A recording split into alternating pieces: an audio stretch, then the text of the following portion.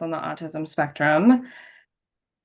And just a quick disclaimer, I am on nights, so I'm running on little sleep, so please be patient with me if my brain falters. Um, just a quick outline.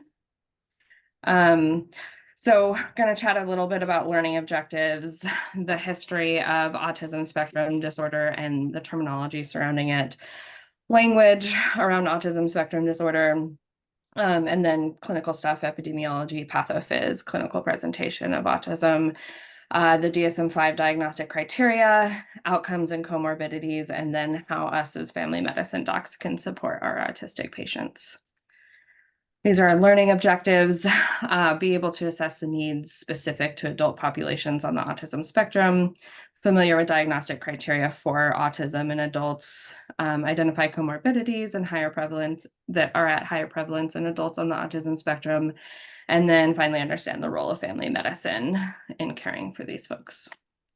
Another disclaimer, I am certainly not an expert on this topic. I had a handful of patients that were autistic adults, and just wanted to figure out how I could best support them. So I decided to take this opportunity to do a deep dive. So some history about about terminology and autism. The first report was Leo Connor's report in 1943 that described 11 children with inborn autistic disturbances of affective contact, and it had two essential features: autism, which was severe problems in social interaction and connectedness from the beginning of life, and then resistance to change. And then around the same time in 44, Hans Asperger's report kind of started talking about quote unquote high functioning autism, and really was what started the discussion on the boundaries of autism and kind of morphed into the spectrum that we refer to today. Connor also stated that there were no links with other medical conditions, which, as we have found out, is not the case. And then it was also initially thought to be the result of poor parenting. In the DSM-2, the only thing to describe autism was childhood schizophrenic reaction. In the 60s and 70s, there was research of childhood schizophrenia as well as autism into age of presentation, family history, and best treatments for the two disorders. And it was demonstrated that these were clearly two separate diagnoses. Thus, infantile autism was included in the DSM-3 in 1980. And then between the DSM-3 and DSM-4, there was more research on autism in adults, as well as, like I was mentioning, the autism with higher ability. So Asperger's disorder was included in the DSM-4, which was referring to those folks with quote unquote high functioning autism. It was initially thought to be linked to mental retardation, and then decreased language skills, but as they discovered that there was more of a spectrum, they included Asperger's disorder. And finally, the DSM-5 combined Asperger's, Rett's, autistic disorder, pervasive developmental disorder not otherwise specified, and childhood disintegrative disorder into the autism spectrum disorder that it is now. A little bit about language that I will be using. So identity first is autistic adult. Person first would be adult with autism. It's been debated, but broadly the autism community has preferred identity first language, but each person may have different preferences, and it's also important to note that other groups with disability can prefer person first language. So people have different preferences, but I will be using autistic adult throughout this presentation. Some more points about language. There's a big feeling in the autism community that kind of against the medical model and how we call it a disorder, and feeling that it is less something that needs to be cured rather than something that needs additional supports for people to have a good quality of life. You'll see Autism Speaks as a group, and there's a lot of folks in the autistic community who are not a fan of Autism Speaks because they fund a lot of research into curing autism and finding and doing like prenatal testing for autism, which is not generally appreciated in the autistic community. And they also have a history of not really letting autistic people be very vocal in their organization, which is pretty ironic since they're called Autism Speaks. And then the neurodiversity framework purports that autism is a variant of normal human development rather than a disorder, and they prefer traits versus symptoms. I'll be talking a lot about symptoms, but just wanted to call this out that trait is the preferred term rather than talking about it as a disability. And I have a little video here about that is from an autistic individual talking about autism as a gift, essentially.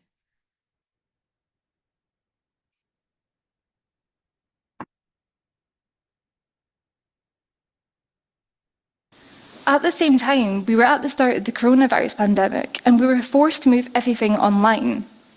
Suddenly, I was working in an environment I could control, and I was thriving. My autistic brain that I'd learned to hate over the years was actually allowing me to excel. Not only can I see music, I can see solutions to problems others couldn't even imagine. My differences weren't just being accepted, they were being celebrated. Finally, I could see my routines aren't weird, they help me be extremely organized and reliable. I'm not slow, I pay greater attention to detail. And I'm not obsessive, I'm determined, passionate, and I have this unique ability to hyper-focus even on mundane tasks. Freeing myself of my mask has allowed me to find good friends who like me for exactly who I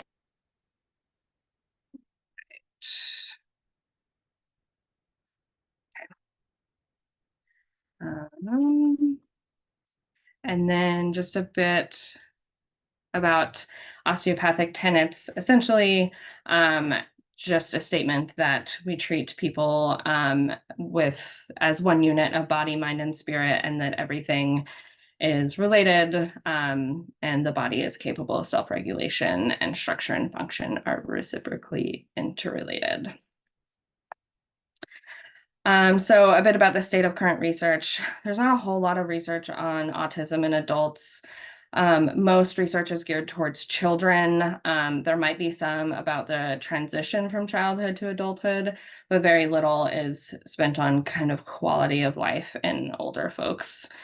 And then even the funding that is directed towards children is a lot of it is going toward the causes of autism and less about quality of life and supports for folks with autism. Spark is the largest study on autism, and it recently added 20,000 adults to the study, and children that are now in the study will, eventually become adults. So hoping that this will change and we will get more information about adults. But as it is right now, we have a lot of qualitative and investigational studies and less big meta-analyses. And a lot of the research is out of the UK as well, and less of it is out of the US. So some epidemiology. In 2020, the CDC estimated that about 1 in 36 children have a diagnosis of autism spectrum disorder. It's difficult to tell how many adults are living with autism. A lot of sources quote 1%. I did read one paper that used some Bayesian hierarchical models to estimate that maybe 2.2% of adults are living with autism, and that is diagnosed and undiagnosed. And then traditionally, there has been a greater prevalence in males than females, has typically been about 4 to 1 is what has been quoted, though recent studies have shown that maybe it's 2 to 3 to 1, and kind of as with a lot of other diagnoses that we have, women are underdiagnosed because most of the research has been done in men, and some women present differently. Pathophysiology, not entirely sure. We think that it is likely genetic and environmental. There's been more than 100 genetic and genomic loci that have been implicated. and it is increased risk with advanced paternal and maternal age and with perinatal insults like infection, toxic exposures, etc. And there has been some interesting MRI studies that have shown an increase in brain volume, usually in the frontotemporal regions in autistic children, that alters brain connection in the white matter. The studies have shown that it ends up evening out, but in those developmental years, they think that there is a link between this increased volume that is not allowing connections in the white matter. And we can sufficiently say that autism is not caused by the MMR vaccine. There's a wide variety of clinical presentations, which is what makes it a difficult disorder to diagnose. These are some points from the CDC of typical presentations, and often in kiddos, caregivers will bring up something that is off. It's estimated that that happens at about 12 months that caregivers will bring that up. And then, of course, if you're seeing an adult who has not been diagnosed, they will be bringing this up, or maybe you will notice this. So it's in two buckets. First is social communication and interaction skills. So not keeping eye contact, not showing facial expression by 9 months of age, using few or no gestures, not pointing at something to show something interesting by 18 months, not sharing, not joining other kids when they're playing, and then not pretending to be something else during play by 48 months, and not singing, dancing, or acting by 60 months of age. The next bucket is the restrictive or repetitive behaviors or interests. So this is lining up toys or other objects and getting upset when the order is changed, repeating words or phrases, playing with toys the same way every time, is very focused on parts of objects like wheels, getting upset by minor changes, having obsessive interests, following certain routines, and then repetitive motions like flapping hands, rocking body, and then unusual reactions to the way things sound, smell, taste, look, or feel. So some kind of sensory differences. Differential for autism spectrum disorder is very broad and also not mutually exclusive, as many of the things on this list are also comorbidities that we'll talk about on the next slide, which I think just underscores, again, the difficulty of making this diagnosis when there are so many other things that look like it and can also be true at the same time. So these are comorbidities. There's a lot of them. The paper I reviewed is a meta-analysis of all comorbidities in children and adults, and I just kind of listed the top ones that they talked about, but there were many on the paper. On the left, you'll see the mental health and psychiatric disorders. So ADHD, anxiety, depression are huge. Intellectual disabilities I spoke about a little bit ago. And then some feeding and eating disorders, some sleep-wake issues, and self-harm and suicide is also higher amongst this population. Next, I put medical in quotes. That's what the paper had it, but I always have a problem when people separate mental health and medical because it's all one and the same, but I digress. So elimination disorder, issues with going to the bathroom, epilepsy, which is more common in folks with intellectual disability co-occurring with autism, GI disorders, motor problems, and obesity and overweight. And evidence also shows that autistic adults that are diagnosed in adulthood are more likely to have the psychiatric comorbidities than folks that were diagnosed in childhood. Social outcomes, both increased rate of unemployment and decreased rates of independent living. Both of these are affected by stigma. A lot of folks have a hard time holding down a job because the sensory overload is too much. Employers are not as willing to work with people on accommodations. And of course, when you have a hard time holding down a job, you also have a hard time paying for a place to live. A lot of autistic adults are either still living with their parents or living in group homes. Of course, there are people who are living on their own and married and have a job, and this certainly does not include everybody who is autistic, but it is at increased rates as other than folks that are not autistic. A bit about screening in childhood. The American Academy of Pediatrics recommends a combination of developmental surveillance as well as screening with the MCHAT at 18 and 24 months of age. As with all screening, pretty effective in ruling out children with autism, but has high false positive rates. One study that I read showed that 85% of children who screened positive were false positive. However, it also increases, it shortens the time to diagnosis, which also shortens the time to intervention, which is associated with improved outcomes. USPSTF found insufficient evidence to screen routinely at 18 and 24 months, but they are currently rewriting that guideline now, so we'll see what they come up with. This is a very busy chart that has the DSM-5 diagnostic criteria for autism. I will go into it bit by bit, but in general, it has been thought to be social and communication disorder, as I've discussed, although there is growing evidence to support that it might be also some just differences in information processing. So this is the first bucket for the DSM-5 criteria. Persistent deficits in social communication and social interaction across multiple contexts. For someone to be diagnosed with autism, they have to fit all three of these criteria. So the first one is deficits in social emotional reciprocity. Examples of that might be difficulty initiating or sustaining back and forth conversation, tendency to monologue without attending to listener cues, unusual response to greetings or other social conventions, lack of that's the next one. And then the next one is deficits in nonverbal communicative behaviors used for social interaction.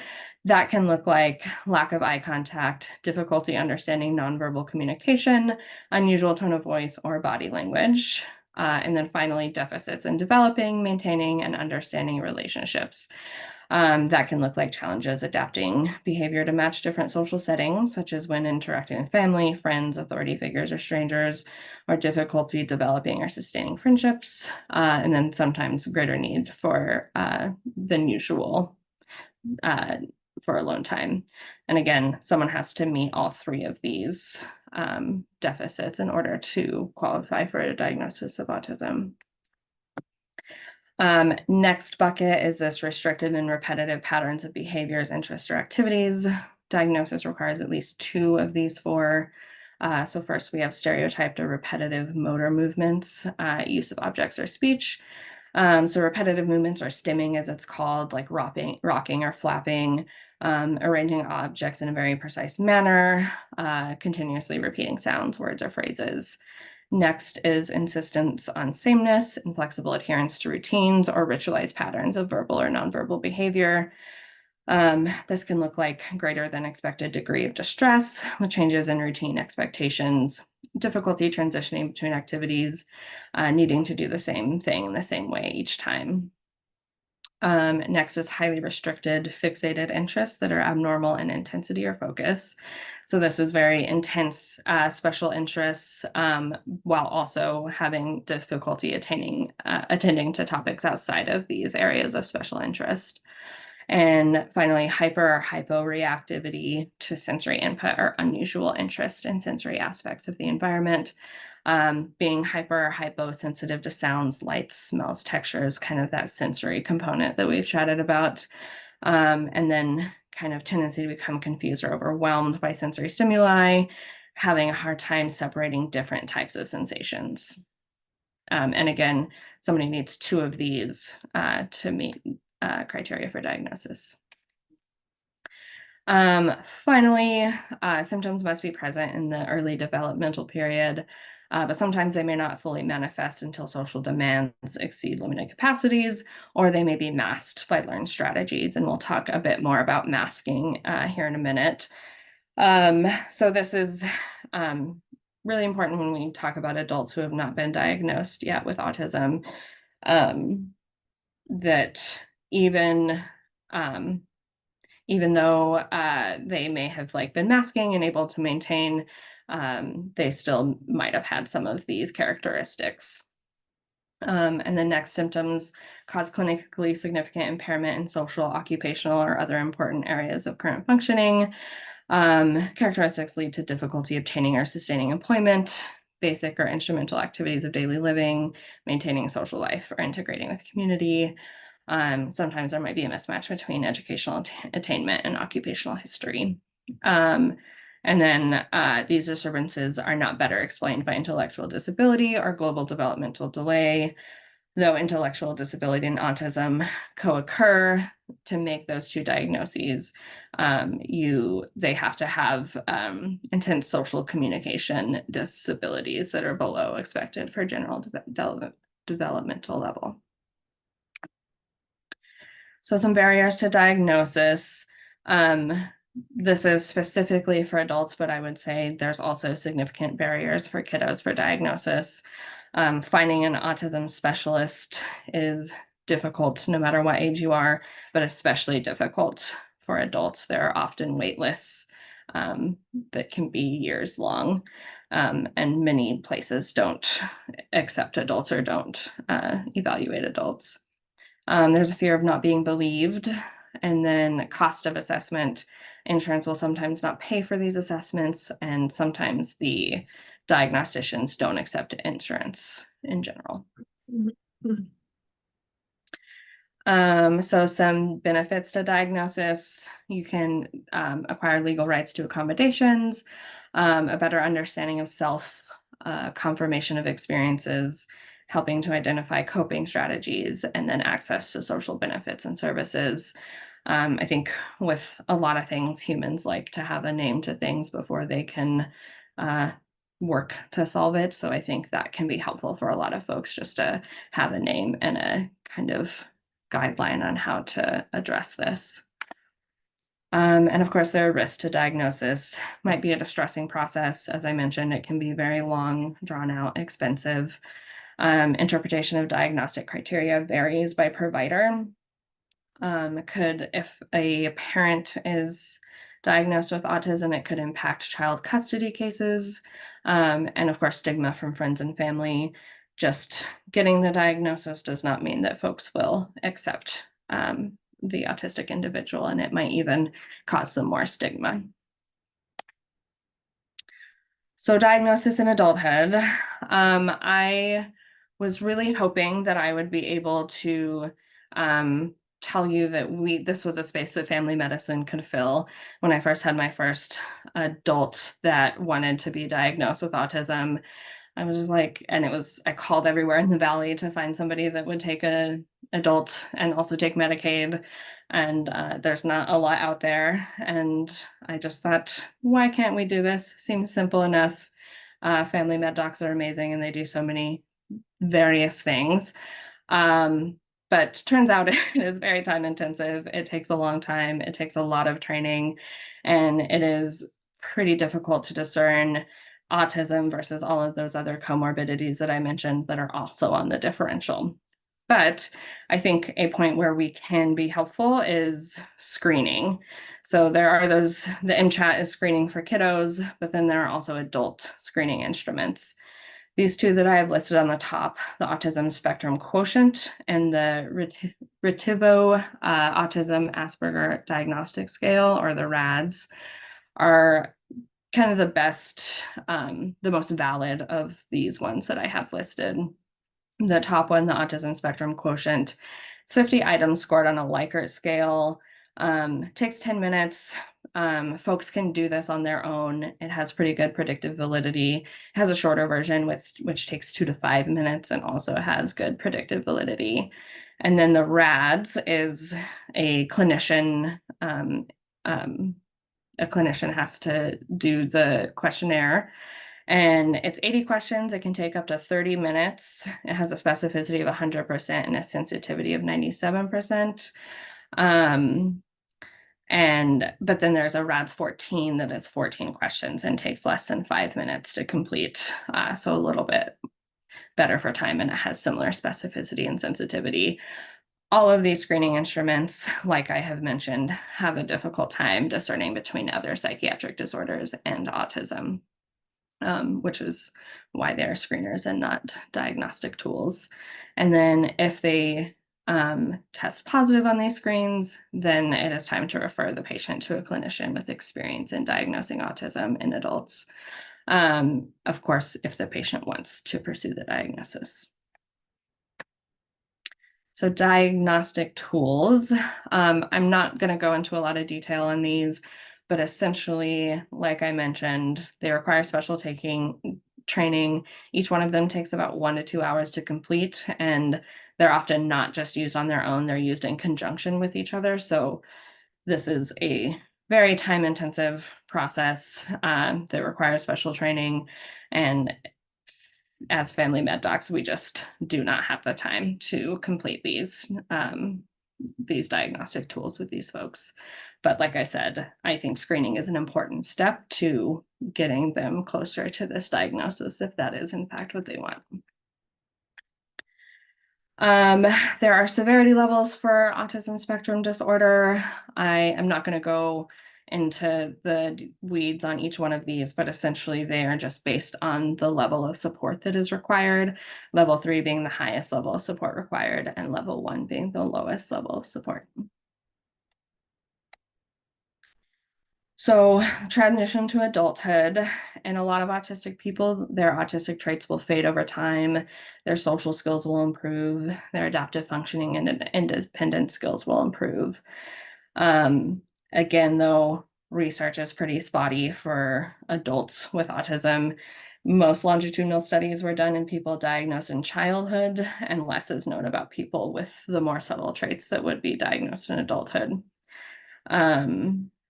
But still, even though things trend in the improvement direction, social outcomes are still worse than people without disability, and interestingly, people with other disabilities as well. Chronic health problems are more common, and there is also increased mortality among autistic individuals. One Swedish study that I read of over 27,000 autistic adults in 2016 showed that the mean age of death was 16 years earlier than in the general population. So it was 70 in the general population and 54 in the autistic population. A bit about gender, I kind of touched on this before. Females are generally, they generally experience worse outcomes, more likely to be misdiagnosed, and more likely to camouflage or mask. And I have another video from Katie Forbes about the impact that masking had on her. And let's hope this one loads and I can full screen it.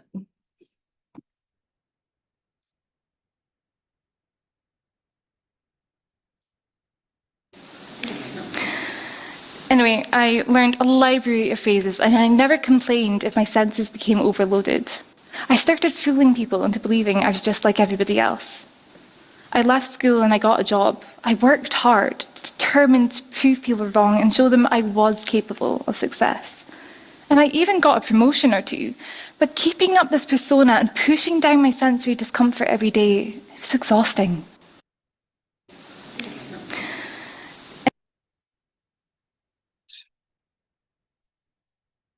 And camouflaging is associated with increased anxiety and depression, which really relates to what I was talking about earlier, that adults that are diagnosed in adulthood have increased psych comorbidities, which is likely because they have been camouflaging or masking.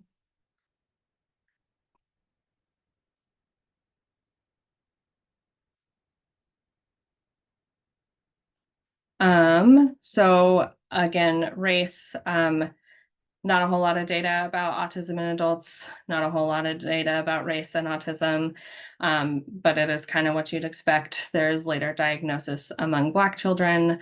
A study I read showed that Black children are on average diagnosed about 2 years after their white counterparts, although the age of parental concern is shown to be about the same between the two groups, which is that 12-month figure that I brought up earlier. And of course, there's increased discrimination. When we talk about intersectionality, it's identities, different identities that can all lead to discrimination. So when you add those together, there is increased discrimination against people of a race other than white, and as well as a disability. And then rural populations, I don't need to tell you all that there is a lack of services and awareness amongst rural populations, and that rural children are often under and misdiagnosed as well. So barriers to care for autistic adults. This is kind of just their in general interactions with the medical field and things that make that more difficult. So there's sensory issues. I've touched on some of this already. Examples are a busy and loud waiting room, fluorescent lighting in exam rooms. There's difficulty navigating the healthcare system, finding providers, making appointments, filling out paperwork. All of those things can be more difficult when someone has autism. Communication issues. This can be a lot of different aspects of our communication. So not understanding what the provider is saying, a provider thinking that a patient is not listening or is non-compliant because they're not, making eye contact, or they are stimming. And then also patients just feeling like they're not involved in decisions about their healthcare and not being able to accurately describe their symptoms because, again, of that difficulty discerning different sensory inputs. There's concerns about cost, transportation, support from caregivers, would say global concerns about healthcare in general, but specifically to autistic folks. And then lack of training about autism and disability for providers. So some solutions. The ASPIRE is the Academic Autistic Spectrum Partnership in Research and Education. They use community-based participatory research to develop a toolkit for primary care providers as well as autistic adults.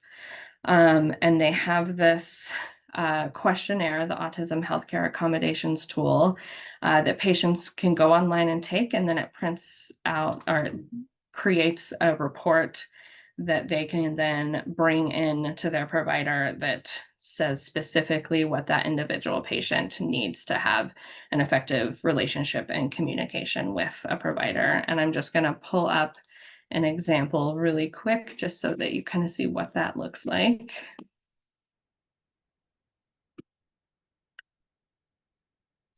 So this is just some details about what the questionnaire is. And then, so this talks about what reading level a patient could be at, what would help the patient provide information more effectively, how can the patient better understand what you're saying, what things can you do, how to help him tolerate exams, how to assist with shared decision making. And so it has a section for the provider, and then it also has a section for office staff and how those things can be adjusted to make things as easy as possible for the patient. Of course, I think it's important to think about you and your practice's ability to meet the needs specified on these reports and to be realistic with patients about what can be met and what might need some work before it can be met. The toolkit recommends a visit to discuss the requested accommodations. And at that point, I think that is a good time to just be upfront and honest about what is possible and what is not possible. So in addition to that, if a patient doesn't have that filled out, or just in general, ways to interact with autistic folks.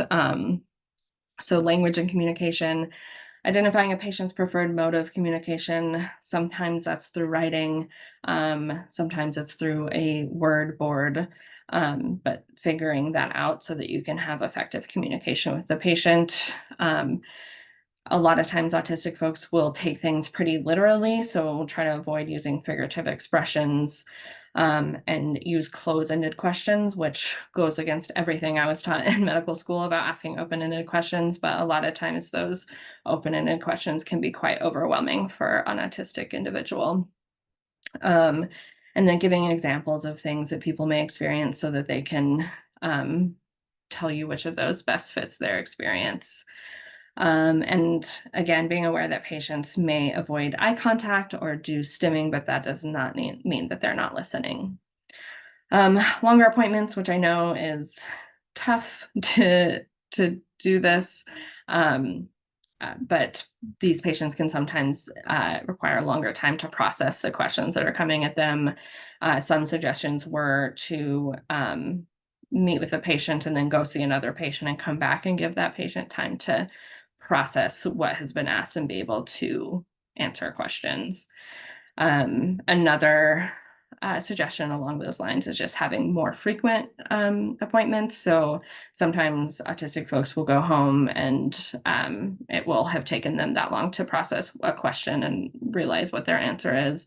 So just making sure you have frequent follow-up with these folks. All of this, again, is challenging in our busy family medicine clinic schedules, but ultimately leads to better communication and better care for these folks. Written and visual instructions can be helpful. I think that's helpful for all patients, but specifically autistic patients. Lighting, again, trying to avoid fluorescent lighting, having natural lighting, dimming the lights in the room, having quiet exam rooms, so that patients are not distracted and they're able to just focus on what you're saying. Avoid unnecessarily touching patient and warn or ask permission before touching a patient. Again, helpful in all populations, should not touch a patient before asking, but because of the sensory differences in these folks, very important to not surprise them with a touch. And then consistency. And again, another one that I think is kind of difficult for us. Avoid rescheduling appointments, which of course we all do anyway, and then try to not be late for appointments, which I know I personally struggle with, and I'm sure that I'm not alone in that, but at least letting the patient know how long the wait will be. And then telehealth visits can be really helpful in these folks. The disadvantages are essentially the same as in non-autistic folks, which is tech issues, inability to physically examine the patient. But of course, there are advantages, can avoid that sensory overload that a lot of folks will get from just going into the clinic and being in the waiting room. And then it eliminates transportation issues as well. Tips for physical exams and blood draws. So kind of with all of these things, it's really important to explain what is going to happen before it happens so they can be prepared. Showing patients equipment before it's used. Of course, I would recommend that you ask before doing this because not everybody will appreciate that. Tell patient how long a procedure might take. Give patients some more time to process. That might look like when doing an abdominal exam, you press somewhere and you give it a little bit of extra time than you would in a non-autistic person. Because if you just are mashing all over their stomach, they might not be able to discern where the pain is coming from if they're having pain. So just giving them a little bit more time to process the sensation that they are feeling. Telling patients to let you know when they need a break, checking in frequently, giving them a break when they ask for one. For blood tests, only ordering them when necessary and trying to group them together. And anti-anxiety medication before a blood draw is totally appropriate in this situation. I would also say that I have one autistic patient who doesn't really want to know when she's going to get a vaccine. We talk about it at one visit, and then it's the first thing we do at the next visit, and the nurse just goes in and does it, and we don't have this big, long process of talking about it because that gives her more anxiety. So again, very patient specific, and you'll need to alter these tips based on the patient that you have in front of you. And then referrals for therapies. So issues with speech and communication, you can refer to speech language or OT that have experience in assistive and augmentative communication. Those things are like picture boards or text-to-speech devices. If they have mental health issues, therapists or counselors with knowledge and experience with autistic adults. eating issues. A lot of folks will have, those sensory texture issues with eating certain foods. So finding a nutritionist with experience working with autistic adults. And all of these referrals are made to improve quality of life, but not to fix autism, which is, again, something really important that the autistic community does not want to be fixed. They want to be helped to have a good quality of life. Autism Now has a list of national and local resources, though I will say that I went to it for Idaho and the list is quite short and a lot of the pages don't exist anymore. So, but there are some good links on there. So just some closing thoughts. This is a difficult to manage situation in resource-rich settings. For kiddos to get a diagnosis is difficult. For adults, it's even more difficult. When you talk about Idaho and the rural places and the lack of resources that we have, it just becomes even more difficult. So I just want to acknowledge that a lot of the things that I have suggested, especially the therapies and specialists, are just not available in rural areas, and you have to travel a long way to get to them, and they might not even have openings.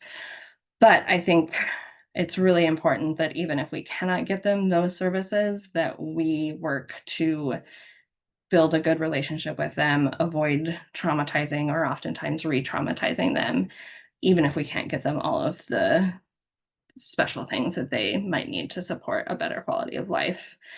And then people don't need an official diagnosis to implement these things. Some adults will not want a diagnosis, but you can talk about ways to make a blood draw better for them. They can go ahead and take that that assessment tool and give you that report. They just simply do not need an official diagnosis for you to support them in that way. These are my references, and I'd be happy to take any questions.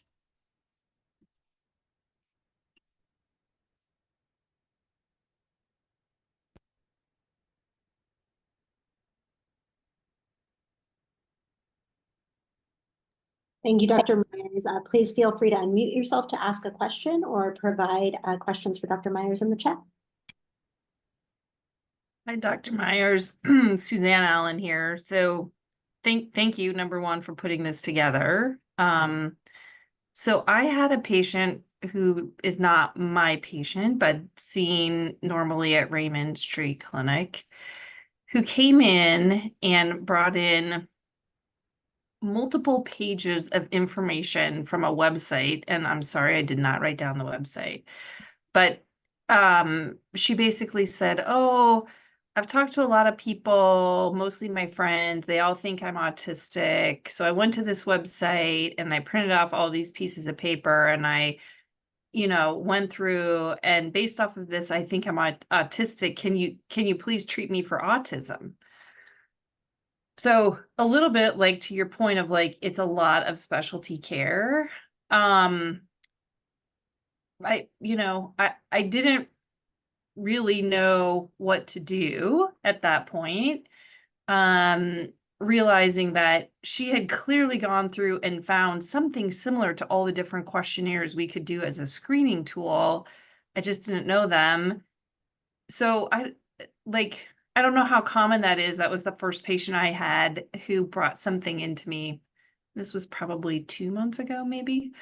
I mean, in hindsight, after listening to you, I'm like, oh, maybe I should have just done a questionnaire in the office, even if it was a short one, before I worked on referral. But I guess my question with all of that background, Katie, is like when people bring in a ton of information, do you have thoughts on the best way to help them with an understanding that, it's not going to be something we can probably get done in that visit? Yeah. And thanks again for your presentation. Yeah, thanks for that question. That is kind of the exact situation that led me to look into all of this. My patient didn't come in with a bunch of information, but came in with, I think I have autism and I would love a diagnosis. So I think, yeah, doing the screener, that can give you an idea if they need a referral and then giving them that referral. And I think those like referral to speech and language, don't need an official diagnosis for autism. You can identify that they have some need for speech and language therapy. And again, with nutrition, if they're having difficulties with textures of food, you can make that referral without having an autism diagnosis.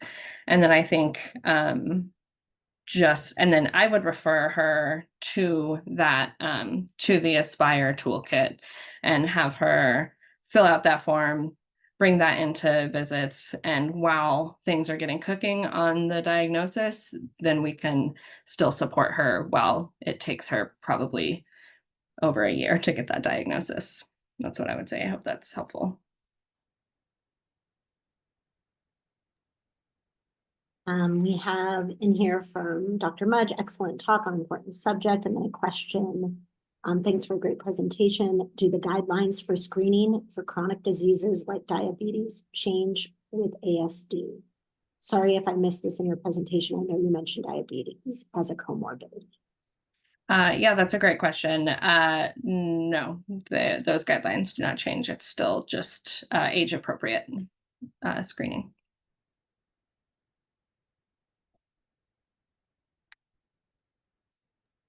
Please feel free if you have more questions, put them in the chat or unmute.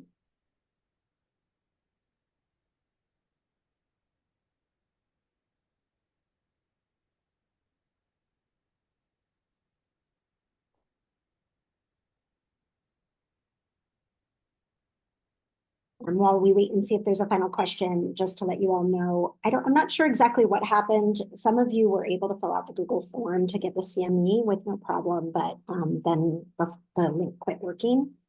So there is a new link that I posted over the last 10 minutes, and I just posted it again. So if you had trouble accessing the link to get your CME, please go ahead and click through.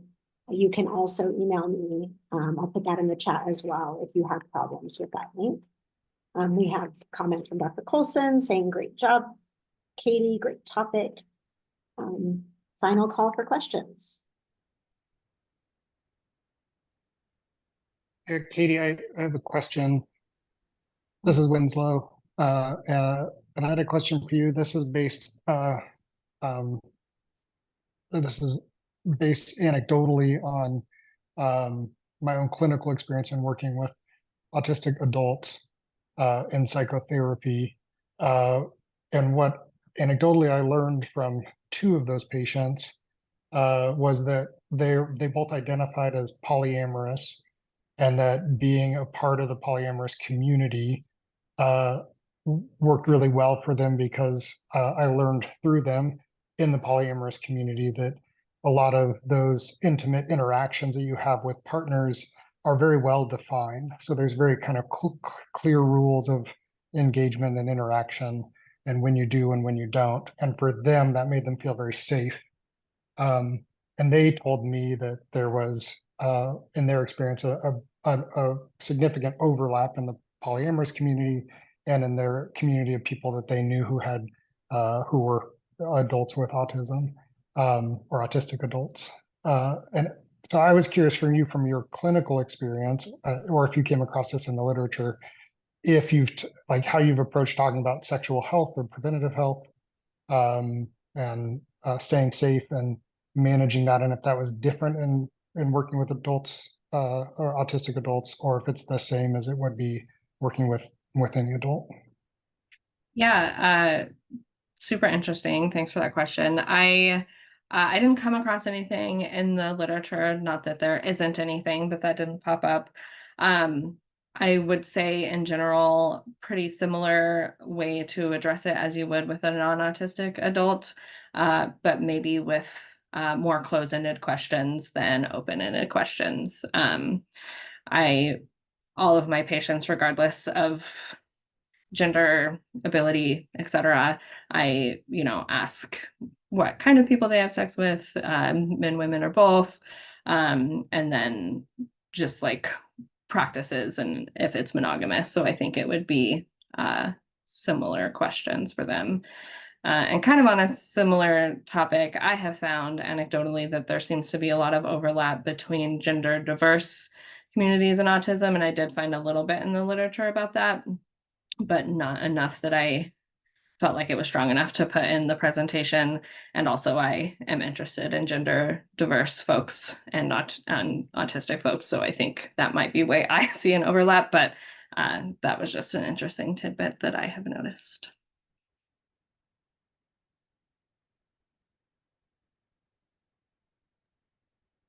Any other questions?